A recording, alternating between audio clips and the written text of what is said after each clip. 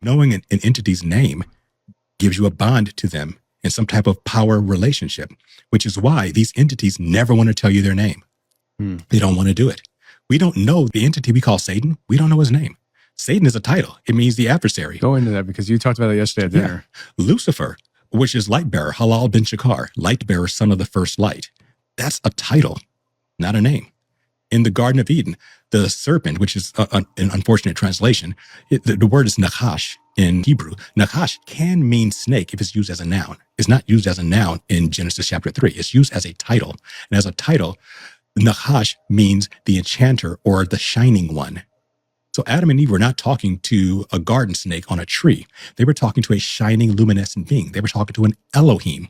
And they weren't freaked out about it because wouldn't you be, if a snake started talking to you, you'd be like, whoa, this isn't right. No, but they were used to interacting with the Elohim because Adam and Eve were a part of God's council. They were on God's holy mountain. Eden was a garden on top of a mountain. And we see that in Ezekiel, where in Ezekiel 28, when a lament against this fallen one, this Nakash, he says, you were in Eden, the garden of God, on God's holy mountain. So that's where they were. So they were used to interacting with these creatures, and they were used to interacting with the Elohim. That's why they didn't have a problem talking to the Nachash. But again, Nachash just means light bearer. We don't know the name of Satan. We don't know his actual name.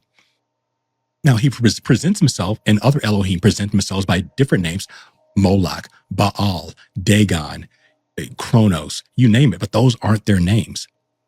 That's just what they present themselves as, because once you have their name, you have power over it. So that is really interesting because, I mean, we've talked about Baal a lot on the show. Those are the names that we associate with that entity because that's the name that I guess has been given to us by them. Is that what you're saying? But it's not their true name. Not their true name. I mean, Baal is the storm god.